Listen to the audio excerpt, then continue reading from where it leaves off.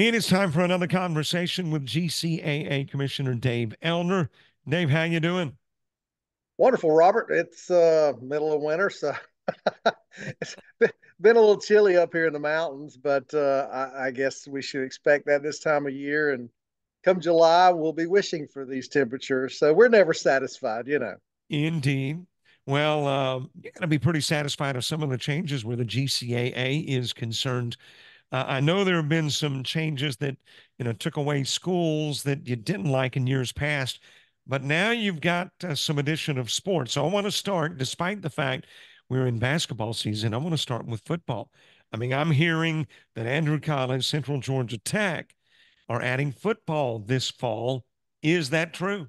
That is correct. They are Central Georgia Tech is moving from club status to NJCA status, and Andrew College is starting totally from scratch. Andrew College is adding 7 sports.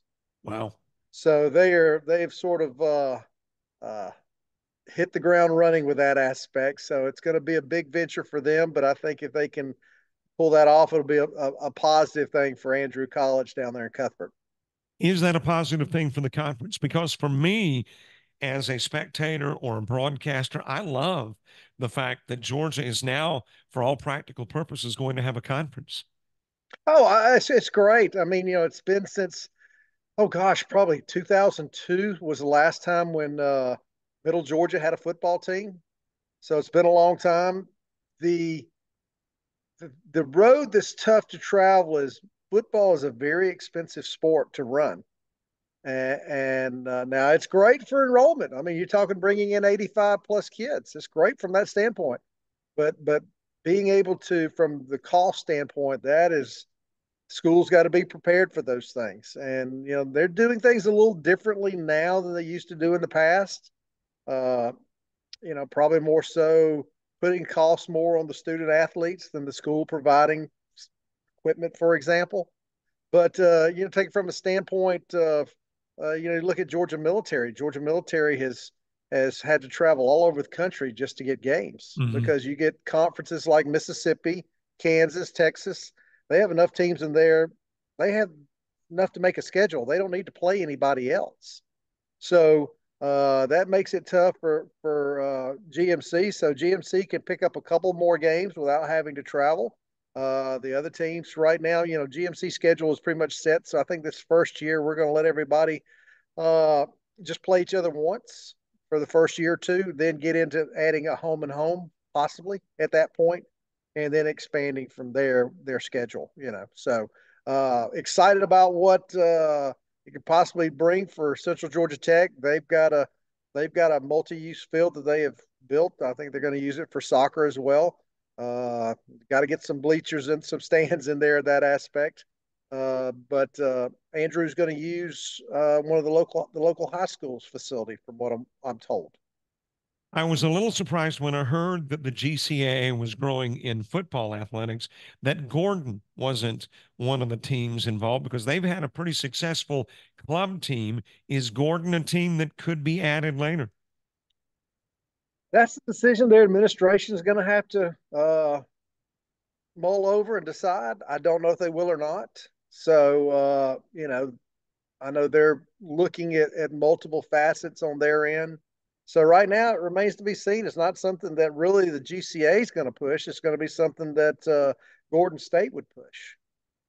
Now, where conference games are concerned in football, is it going to be mandatory that they do play one another? I mean, is that a requirement or is it kind of a voluntary type No, process?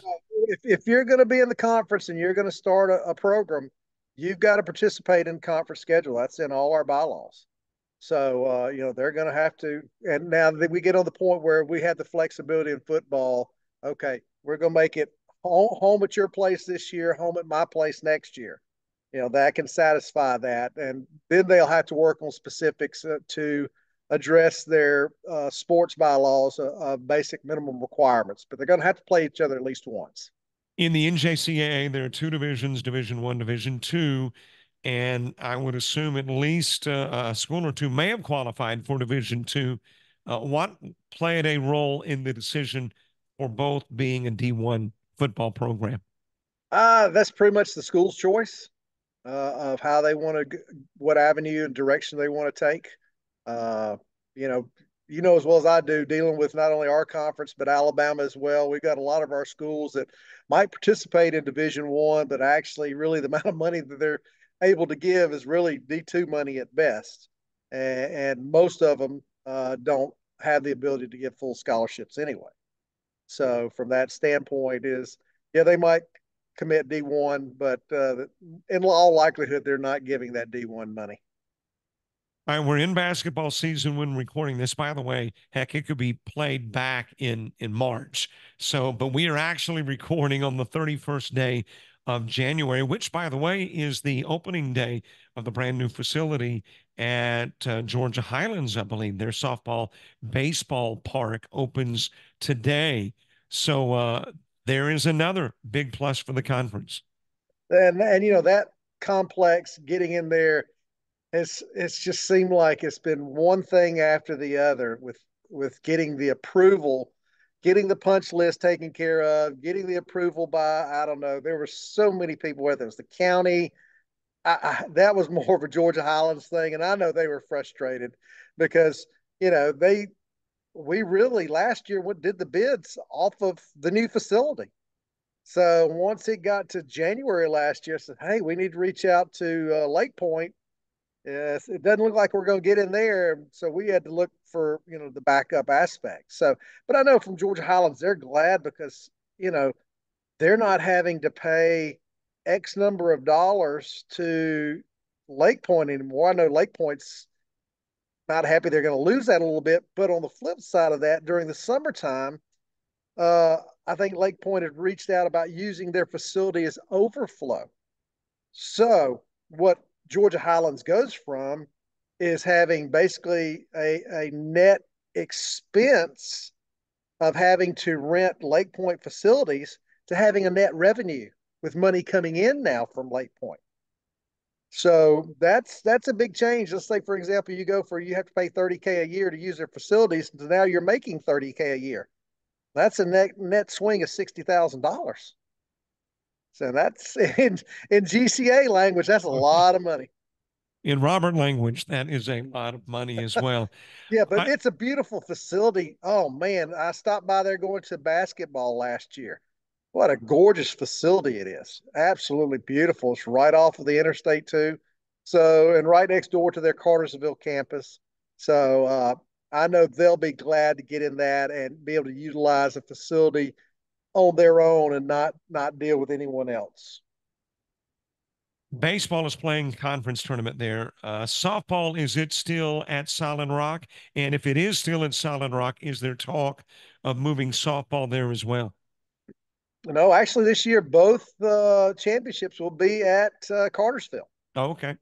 So we're going to have softball and baseball, and from doing covering our tournaments over the years, there was one time at Lake Point where I mean it was we couldn't see the flag in center field. It was raining so hard, and we were playing an hour and a half later.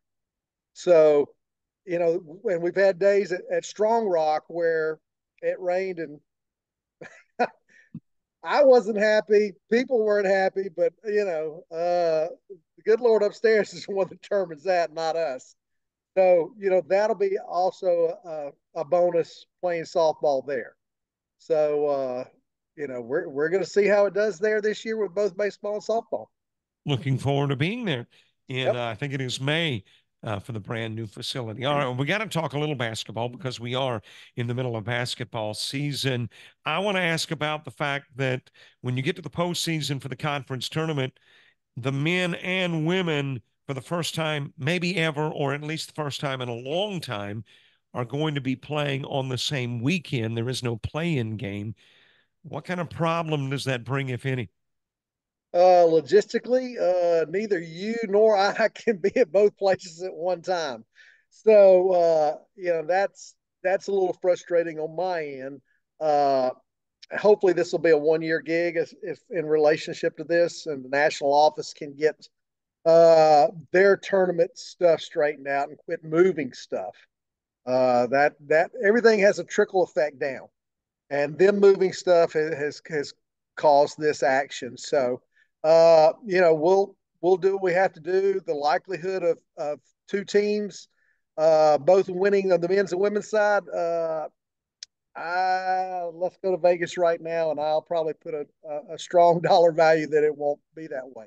So, I talked to Brandon Harrell, our women's director. I said, most 90% of the time I handle everything as commissioner, but every now and then I gotta pull in the women's director. Last year James Frey was at softball for the first day when I was at baseball and couldn't be there. So Brandon's going to have to step in, and I'm going to let him choose where he wants to go. And probably knowing Brandon, he's probably going to go to the closest one from Rome. So, we could end up, you're looking right now, our women's side, East Georgia sitting there in first place, Albany Tech's, right behind. And this is a change on our women's side. Over the years, it's the powerhouse of South Georgia Tech and Georgia Highlands has always pretty much been up there 1-2, and that's not the case this year. Coach Frey has moved on to New Mexico State, and Brandon has just taken on AD duties at Highlands. So we've got new coaches there, and so it's different this year, and it's an exciting different too. I sort of like seeing it. Who knows where we'll be, uh, and we'll just go from there. Now on the men's side, once again, South Georgia State, Corey Baldwin's sitting there at 6-0 right now, and one of his former assistant coaches is now the head coach at Albany Tech, Rashard Lofton, and there's a couple teams one game behind. So we've got a little bit of a log jam, so to speak, on the men's side in the top 3 or 4 positions, and then it sort of flip flops to the bottom side of that. So we'll see how it goes. But you and I have been watching these games long enough over the years to know that anything can happen. A couple of years ago, East Georgia went on that run during the tournament. And they were next to last seed. So we got February 1st is tomorrow, so we've got a little over 5 weeks left of basketball, and a lot can happen between now and then. One last question, and you bring up Coach Price, so let me ask this in the final 60 seconds or so of the conversation. When you have an athlete go big time, a Jake Crowder who played at South Georgia Tech, eventually, I mean, he was with a bunch of teams in the NBA, a Bryce Harper, a Cam Newton that come out of the junior college and they move on. It's a feather in the cap. What about when a coach like James Frey leaves the junior college ranks and goes to a D1 school? I mean, is that kind of a good PR thing for the conference? Oh, without a doubt. I mean, you always want, from our perspective, we will always want our coaches to be successful, and they have the internal drive to move up levels. Yeah, we want to see them move up, and we want to see them uh, basically excel in their career. And if they do well here and they have the opportunity to move up for it, I think it's fantastic. It's you hate to see it from a standpoint because James did so many great things for the conference. Brandon did so many great things and still does for the conference. But the roles are changing and the dynamics are changing there. So, and also as you and I were talking off air, the new kids are coming in, and that's great. And we want the new kids to come in and be successful and have their time and go. And so it's always nice to see that, and it's just part of life. Everything's changing. Dave Elder, Commissioner of the GCAA, always great to sit down and chat. I think we'll see each other in March, but who knows? It depends on where you go or I go. But we will talk soon. Thanks for being with us. Thank you, Robert. We'll see you in March.